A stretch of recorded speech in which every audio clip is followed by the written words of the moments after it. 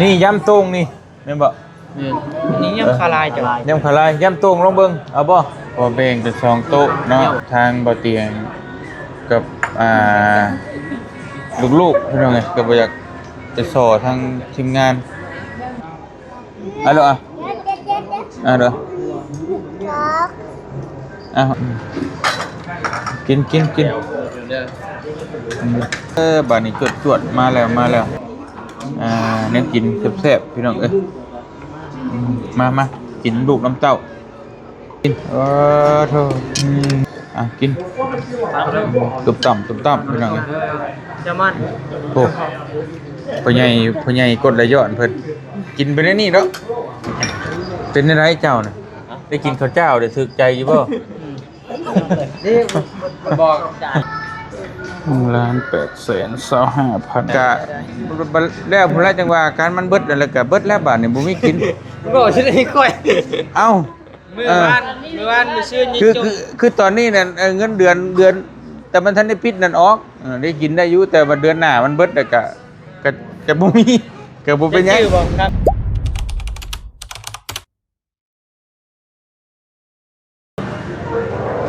เอาพี่น้องเห็นเนาะสบายดีเด้อพี่น้องกับทักทายสบายดีพ่อแม่พี่น้องเบิดสุขุทุกคนนะพี่น้องเนาะมื้อนี้บ่เตียงกะมาอยู่ร้านซูโม่พี่น้องเอ้ยเนาะซูโม่ก็คล้ายๆซาบูคือญี่ปุ่นแหละแต่ว่ามันที่แตกต่างกับร้านซาบูมันมีข้าวมีอาหารการกินมีกับข้าวกับน้ำพร้อมมื้อนี้บ่เตียงกะพาทางทีมงานมากินข้าวกินน้ำพี่น้องเนาะถึงแม้ว่าเฮาสิว่าจังได๋พี่น้องช่วงนี้ก็ได้รับช่วงเจอมรสุมชีวิตเนาะที่มันหนักหนาในชีวิตที่ช่อง YouTube กับปิดโฆษณาเบิด2ช่องก็เฮาบ่มีรายได้แน่นอนแล้วพี่น้องเนาะแต่ว่ารายจ่ายเฮายังคือเก่าแต่ก็บ่เป็นหยังคือบ่เตียงก็ตั้งใจว่าทีมงานขึ้นมาก็อยากเลี้ยงเพิ่นแนวแซ่บๆจักหน่อยนึงพี่น้องเนาะแนวกินแนวอยากมีความตั้งใจถึงแม้เฮาสิได้เจอผลกระทบใดๆก็ยากเนาะให้เลี้ยงเพิ่นสักครั้งนึงที่เพิ่นมาเยี่ยมมายามแต่ก็จังว่ากันใหม่พี่น้องเนาะไปตอนนี้ก็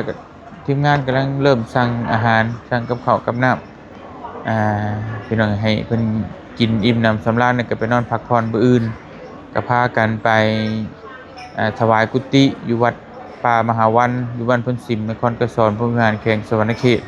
แล้วก็สิส่งเพิ่นกลับบ้านกลับเมืองเนาะพี่น้องเนาะไปเดี๋ยวขอตัวไป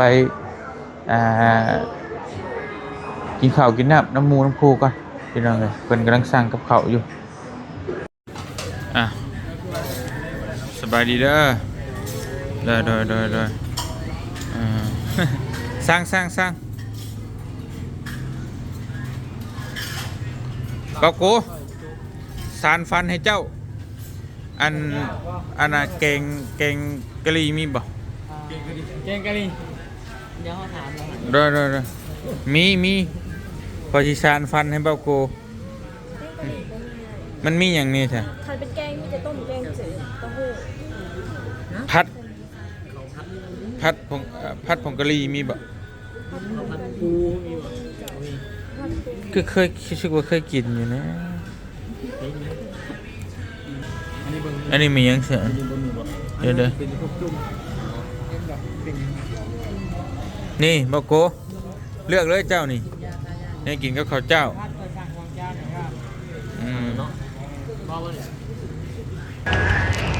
เดี๋ยวไอ้กดอันข้าวผัดจะกินข้าวเจ้าสั่งเลยสั่งไม่ได้สั่งยำใหญ่บอกก็ได้ข้าวผัดสั่งแล้วพอแล้วข้าวผัดหมูจานใหญ่กับข้าวผัดทะเลจานใหญ่แม่จานพอแล้วนี่ยำตรงนี่แม่นบ่นี่ยำคาลายจ้ะยำคาลายยำตรงลองเบิ่งเอาบ่มีข้าวเหนียวฮะข้าวเหนียวนี่บ่มีแล้วอยู่มีบ่ข้าวเหนียวข้าวเจ้านี่ข้าวเจ้าข้าวเจ้าโดยเอาจักจานเจ้าให้เจ้าเนี่ยข้าวเจ้า บอกเขามีข้าวผัดหรือยังมีข้าวผัดช่องย่างกินข้าวเจ้าก็ได้อื่นแน่ก็ได้ก็สร้างเอา ร้านนาก็ได้โดยเอาจักจานเจ้าเอาร้านนี้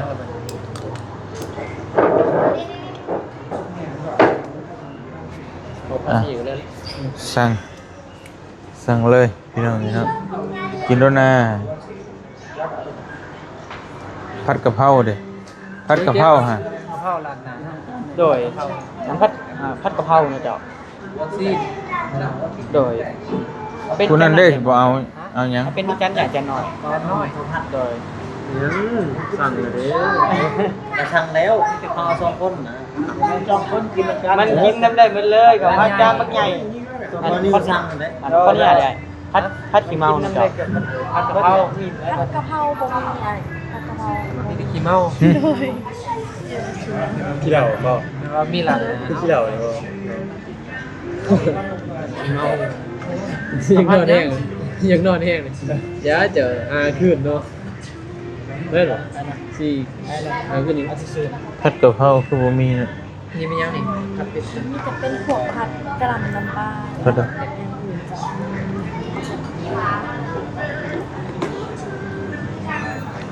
แต่ข้าวเหนียวบ่มีบ่ผัดเผ็ดกบมีบ่ผัดเผ็ดกบโดยมีราดน้ำนะโดยราดเลยผัดเผ็ดกบจาน1กับขอเจ้าจาน1เนาะสั่งรถสั่งไปไหมไม่สั่งเลยจะกินยังได้สั่งเอาเลยกูทางนั้นมาเดี๋ยวได้ทางนี้เดี๋ยวได้จุ่มได้พอกินป่ะจุ่มสั่งวะแล้วแต่มูแต่ว่าสั่งกันแล้วนะแล้วแต่เอาก็จะมากินเอาย่ำต้มง่ายเลยเอาชีวิตสั่ง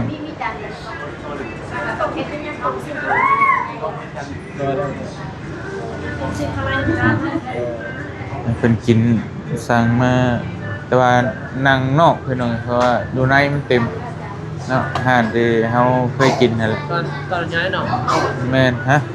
ไปอยู่นี่แหละอยู่ในอยู่ข้างนอกเจ็บมากินกับตัวนี้แหละบาดเจ็บมากินตัวนี้มันมี2 สาขาในนี่มีสาขานอกไก่เพลงแค่ดังบวกสร้างพี่น้องเนาะสั่งเต็มที่แล้วจะกินยังไงสร้างเอาน้ำเด้ฮะสั่งเลยสั่งเอานี่จักอย่างน่ะลืมหลายสั่งลืมเลยให้เพิ่นเอามาเอาเพิ่นเดี๋ยวเขาจุ่มมาก็ได้ยาวปลาเนี่ยเป็นปลากุ้งแตกบ่มีดอกบ่มีมันต้องลงเฟมึงผ้าพุ่นได้ปลากุ้งแตกแบบปลาราดพริกนี่เอาบ่หม้อหรือว่ากินข้าวแล้วแต่บ่ค่อยกินอยู่พี่ก็ได้กินน้ำเขาแล้วแต่สั่งแม่โกบ่น้องเจ็บเอาลองเอามาก่อนโอเคเอามาเบิ่งก่อนก็ได้บ่พอสิสั่งเอาไหมโอเคเดี๋ยวน้ำเด้เอาน้ำหยัง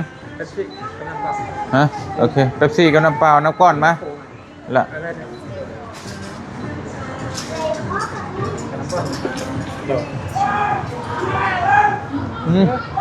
เอาเดือดแท้เอามาหันมาทางนี้สั่งอย่างนี้มาได้ทางนี้โอ้ยเหนื่อยดิเราอะไม่ใช่สมาธิอยู่สบายดีปะลูกไม่ลูกสบายดีลูกล่ะสบายดีลูก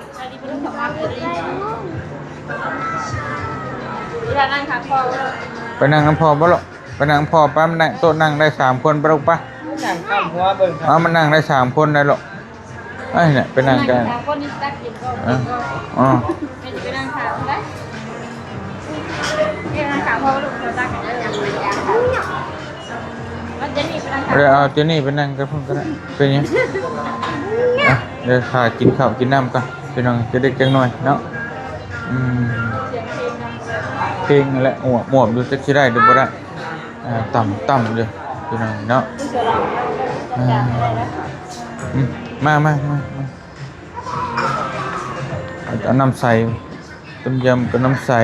พี่น้องเนาะ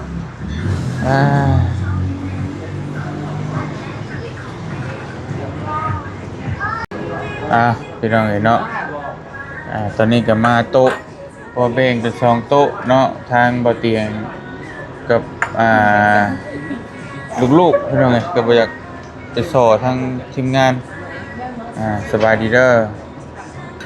กินซูโม่ซาบูคือเก่าสบายดีแล้วบ่สบายดีแล้วเนาะได้บ่ ตัดมาตัวลิงตัวสอง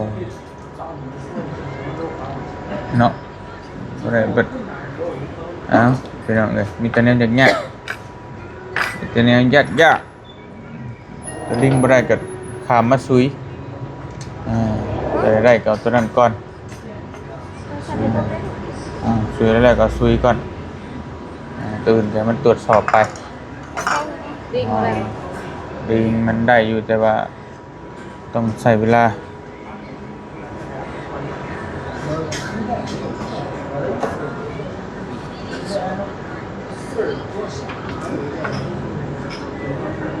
มาไปทางไหนคือเก่ากินข้าวกินน้ำน้ำกันเนาะจะสิกินยังแหละเป็นยังไงแต่ละมื้อแต่ละเว้นมากินนี่แหละโดนๆที่ได้มากินเพื่อวันนี้จะว่าเป็นปีมุ่งจักที่ได้มากิน YouTube กับปิดไปเลยแล้วเลยก็ดีจะได้ลดหุ้นเด้อยากจอยอยู่แม่นบ่จอยอยู่แต่ว่าแบบอยากอยู่แต่ไม่ได้ทาง เห็นได้ใช่ มันนั่นนี่เนาะช่องปิดเลยอ่ะ ช่องเจ้าอะไรยังเปิดอยู่ มันพอกินแต่พอได้อยู่ กินชาบูแล้วแบบมีอย่างโมเมนทานน้ำลูกวะ ลูกอะยังกินนมเต้าย าแล้วบัดนี้ไปยุ่งเย้ยทั้งไอ้ที่ว่าช่องคนเตียงน่ะขาดมีติดบ่ได้ดาวอีดาได้กินเงินไปบ่คนเตียงหาเงินบ่ได้ปิดเลยบ่ได้เงินเลยบัดนี้ฮะ กระบะลูก ว่าเสาให้โอเคกัน ยายนุ่มมันได้บ่ลูก ยานุ่มได้บ่ยาเลยแบบบ่ต้องกินเลยนะบ่ต้องซื้อเลยนะกินได้อยู่กินนุ่มตัวอื่นซื้อแต่ละกล่องได้บ่บ่เตียงช่อง YouTube บ่เตียงปิวได้บ่เตียงหาเงินบ่ได้สิได้บ่ยาบ่โอเคบ่ กระบะ หาปีแล้วอ่ะก็พอแล้วอ่ะหาปีแล้วก็ยาก แล้วได้อยู่ดอกเนาะบ่ได้ก็หารับจ้างเอาเพื่อลูกด้วยจ้ะได้ แล้วยังเกี่ยวข้าวกะรับจ้างเกี่ยวข้าวแล้วบาดนี้เว้ย ยังแต่จ้างยังได้จ้างแล้วเฮ็ดได้จ้ะ หายแล้ว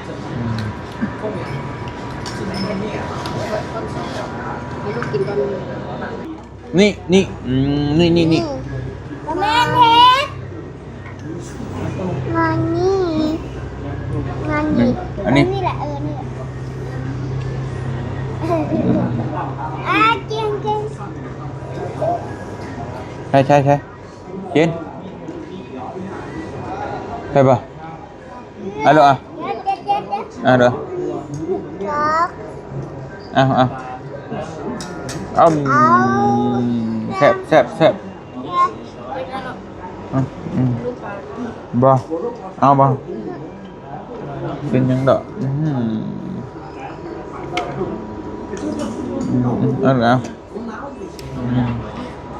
เอาแซ่บมาพี่น้องมากินน้ำกันเด้อบัดนี้จวดมาแล้วเน้ำกินแซ่บพี่น้องเอ้ยมากินลูกน้ำเต้า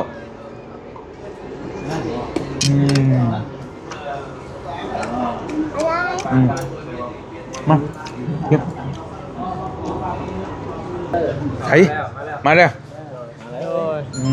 กิน กินเบิ่งดูชิมเบิ่งดู ตักเข้ากัน ตักให้ซีโอเนี่ยตักให้ซีโอเนี่ย มาอืม มาเถอะมา อืม จานมา อืมจานซีโอจานชิมเบิ่งอ๋อโห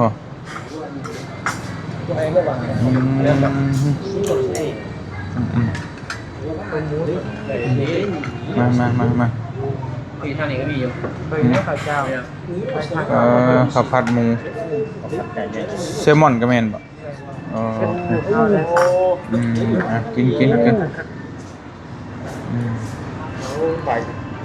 กินกินชิมลงดู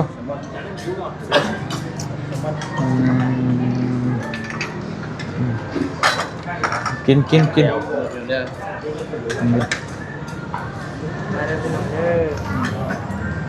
เดี๋ยวให้ชิมบางยำตรงมีแต่สวรรค์เขตนะ ก็คือบ่มีป่ะ บ่มีเด้บ่มีกินเบิ่งยำตรงฮะ ไปจะงงจะมีไหมเนี่ย กินเบิ่งชิมเบิ่งกินกับข้าวเจ้าคือเข้ากันอยู่ลองอยากให้ลอง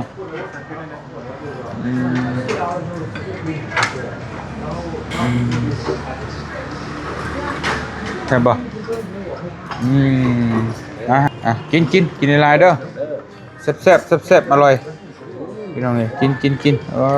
โธ่กินตุบต่ำพี่น้องนี่ จะมัน โอ้พ่อใหญ่กดไหลย้อนเพิ่นกินไปได้นี่เด้อ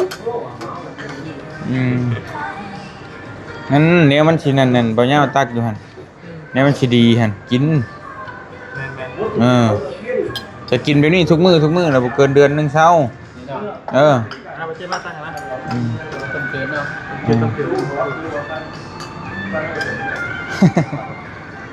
กินแซ่บ อาหารตามปาก บ่ติได้อยากบ่เตียงคือกันอยู่บ่อยากท่านจะกินดีๆก็บ่ให้กินเผ็ดนั่นแหละคือกุ้งกิ้งแช่น่ะบ่กินยากมันดิบน่ะของดิบน่ะมันบ่ปานใดกินบ่ได้แค่กุ้งกินแซ่บๆวีมสร้างเพิ่มเด้อพี่น้องเนี่ยมาพี่น้องเนี่ยนั่งโต๊ะไผ่ตัวลาวอยู่เพิ่นบ่กินจุ่มเพิ่นกินแต่ข้าวเนาะกินแต่ข้าวผัดสร้างข้าวผัดมากินข้าวน้ำกันก่อนมาอิ่มอยู่บ่อิ่มได้อิ่มแล้วกินมันหมดฮะสั่งลายหมดมันบ่จัดหนักจัดเต็มเลยคุ้มกินเห็นเบิดเลย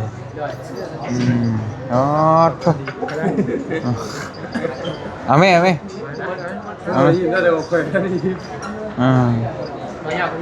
กินจะพอแล้วกินกันไอ้เป็นที่เรียกสมปิมีแต่แนวพิษนั่นน่ะกินบ่ได้นี่บัดเดียวกุ้งได้ยาปัดกุ้งยาบ่ดีนะอยากอยู่บ่แต่มันก็บ่เซาจักเทื่อนั่นแหละเนาะเฮ็ดได้นี่เลยตาแล้วเด็ดมันสิต่อกินฮะเด้อและกินลมต้มเต็มไปแล้วจานใหญ่ลมเดียวเลยเบิ่งถึงสิแซ่บอยู่เนาะหนังห้องเฮาก็บุ้ยใช่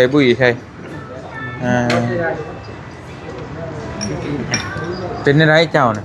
ได้กินข้าวเจ้าได้ถึกใจอยู่บ่บอกเคลอนบอกกันนี่ฮะแต่กอกต้องการนั้นเป็นคนน้อยอยากอยู่กินอยู่ได้อยู่การเนาะจะกินข้าวเจ้าพี่น้องอิ่มแล้วสิว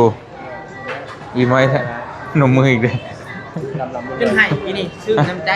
ให้ยังไงซึ้งน้ำใจบ่วาซาบิเบานี่เอาหลายตัวไอ้ตัวน้องบ่มันชิมเลยได้ขึ้นตาได้โคตรขึ้นจมูกได้มั้ยบ่มาเลย กินหน่อยกินบ่ยังเพิ่มอีกบ่ฮะยังยำอันหนึงโอเค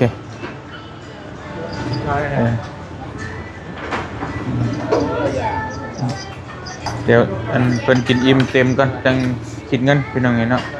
ยิ้มได้ว่าจ้ะ ฮะอิ่มแล้ว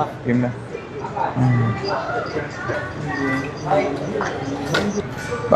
พี่น้องอิ่มเรียบร้อยร้อยเรียบบานเนาะเท่าไหร่เนาะ ทั้งหมด1,825,000 โอเคคือ1,825,000ใช่มา ติดหนีได้ก่อนเริ่มวันนี้อาหารมื้อนี้นะเดี๋ยวถึงรางวัลที่1เดี๋ยวชดเชยให้แล้วถือจะให้คนละล้านเนาะร้านยังเป็นบาทโอ้ครับ ถือวันที่1เลย พอดี นี่มันคือการได้10บาท ถือกันแต่ว่าถ้าฉันถือ หรือซื้อรถนะ ฉันถือกันฉันก็ให้ เดี๋ยวพอซื้อรถใหม่ขี่น้ำมูไง ถือให้เราอยู่นะเนี่ยเป็นร่มอยู่ไผถือพวกล้าน ก็บ่เป็นดอก เป็นสักก่อนมันดูเป็นคนนี้ พี่น้องน้องเงินอิ่มเรียบร้อยแล้วไปโอเค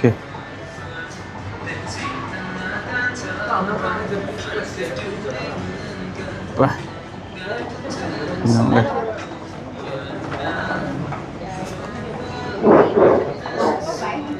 ไป อยู่ใกล้กันแล้วมันดูตื่นแล้ว ไปลูกปลาเมื่อปะใช่บิวแล้วลูกปลาเมื่อปะเรียบร้อยไปฮะ1,800,000 1,800,000 กีบไปใช่เบานุ่งเลยโดยเซฟไลน์พี่น้องเนาะ ของน้ำ ฮะ ของน้ ไปเข้าห้องน้ำบ่ให้บ้วนพาไปเข้าไป ำบ้า ฮะเฮ็ดได้ใช่ฮะออกช่วยได้แล้ว อยู่นั่นไหมเอาเช้า ยันละ เอาไปเลยเยอะๆทั้งเงินข่อยเลยเยอะ เบาแท้ๆกระต่ายป้าดู เราจะเตียกให้ลายแท้ เอาแล้ว โป้400,000 ถือว่าเสี่ยวไปมันจะไม่ ฮะ คิดว่าฮะได้เสี่ยวไปมันหาย ตายยัง เอาไป400,000 แต่แล้วก็นี่นะก็ได้ให้หัวหน้ากันก็ได้400,000เลยออกช่วยก็ได้200,000ก็ได้เป็นยังเนาะ แล้วยังไง ไป แท่งคนก็นั่นแหละก็พี่น้องเลยมันบ่มีรายได้เลยเด้บัดนี้ กะแล้วผู้ไรจังว่าการมันเบิดแล้วก็เบิดแล้วบาดนี่บ่มีกิน ก็สิได้ก้อย เอ้า มื้อวานมื้อชื่นยิงจม คือตอนนี้นั่นเงินเดือนแต่มันทันได้ปิดนั่นออกได้กินได้อยู่แต่ว่าเดือนหน้ามันเบิดแล้วก็บ่มีก็บ่เป็นหยัง ชื่อบอกคำจะว่ามื้อชื่นนี่สิขายดินกินจ้ะ ฮะกะ มาลี คำว่ามันมีดินค่ะ เป็นหยังดอกโอ้ยให้หน้าเฮาก็มีอยู่เฮ็ดข้าวกิน อันนี้เนี่ยเฉพาะโต๊ะครับ รวมเบิดนั่นแหละ2โต๊ะนะ จะได้โต๊ะเฮาซั่นโต๊ะนึกว่าเคยคิดว่ามัน 2โต๊ะรวมกันแล้วก็ไล่เบิ่งโต๊ะเจ้ากินหยังน่ะมีหยังแน่ รัดยูเข้าแต่รัดแปดเป็นไปรัดแปดรัดคิดรัด ก็อย่าแล้วไปคิดมันก็ตายแล้วดำเทื่อดำที่ก็บ่เป็นหยังอย่าแล้วเฮ็ดได้แต่บึแล้วก็แล้วก็ถือว่าครั้งหนึงในชีวิต ปีหน้าจะมากิน ปล่อยยังเนาะ เอ้า เบิ่งหมู่คืออยู่เนาะเด้อได้ซะเป็นหมู่กินนักเข้าห้องน้ำบ่เนาะขอบใจหยังกับเจ้าก็ช่วยนี่น่ะ เอากายาแล้ว เด้อขอบใจคือกัน สูดเด้อ อยู่ดีมีแฮง ช่องใหม่ยังไปได้เลยน้องเงินเนาะ นะแหละ ขอพิมพ์เลยเนาะ ยังที่ท่านใหม่เห็นบ่เป็นยังไปจังว่ากันไปพี่น้องมีแต่นั้นแล้วบ่เตียนกับคอโตเดินทางกลับก่อนมีแต่พักผ่อนบืนเนาะจังว่ากันบืนไปบ่กี่คนแล้วอ่ะประมาณไปพอจะเตือนให้มันชัดเจนได้ก็จะได้ฮู้กันไปบ่ไปก็จะไปประมาณ 9:00 นแล้วออกมา 9:00 นได้อยู่ดอกบ่ได้สวยบ่ได้เช้าปานใด ไปนำกันเนาะ ยันได้ไปโรงเรียนได้หมอนี่ไปสบายดีป้าลุงก่อนลูกไปทางเฮาก็สวัสดีป้าลุงพี่น้องเอ้ยทางเฮาก็ซื้อเช้าแท้จากนอนบ่ขึ้นตาแดงก็เป็นหยังคือให้ ผิดเหรอจะมีผิดหลายคน ฮะว้าวข่อยไปกินข้าวเฮือนเจ้าเบิดครึ่งเหล้านึงข่อยฮู้สึกผิดบ่ซะ เรากินข้าวกินนี่เราบ่เต็มที่ปานใด หั่นน่ะ พักอยู่ข่อย เนาะพ่อเจือไหนก็บ่กินโน้สิเป็นหยัง ไหนบ่เป็นหยังแล้ว โอ้พามากินมาชิว่ากินตัวเต็มที่อยู่ อ้าวกินเต็มที่แล้วอิ่มแล้วใจหลายเนาะ คนขิดลายเลย ให้บ่ตาแดง บ่ มันเป็นยังไง สารภาพมา ฮะบ่นะให้นะนี่เป็นยังคือให้ เตะตาเตะ อืม ตาเตะ โดนน้องๆแกล้งบ่ก็บ่มีหยังดอกพี่น้องเอ้ยว่าพามากินก็เนาะเพราะว่าจักเพิ่นสิขึ้นมาอีกบัดนี้จักยามใดเลยสิมาเยี่ยมยามเฮาก็ได้ก็นั่นแหละได้โอกาสก็พาเพิ่นมากินเนาะก็บ่เป็นหยังดอกโอ้ยก็หลายคนไล่จำพูดละแสนกีบหนึง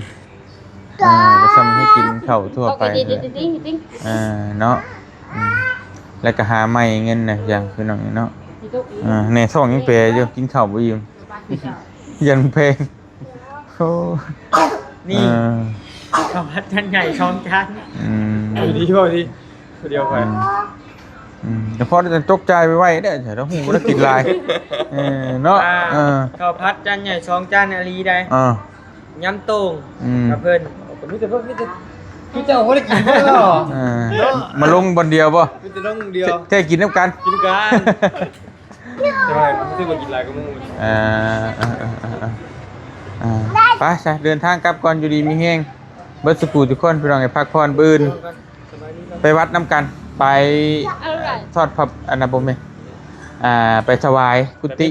นะพี่น้องนะฮะ แต่งแบบนี้ป่ะ นี่แล้วนี่แล้วไปนี่แล้ว เนาะจะคืออันอยู่เป็นย่างขาวคือหมู เอาแบบนักเรียนม.ปลายจบเลยป่ะโอเคไปอยู่ดีมีแห้งบืนเจอกันนกกระย่างขาวไปพักผ่อนไว้ในมือนี่เนาะเมื่อพักเลยเดี๋ยวมันเลิกรายมือเลยบ๊ายบาย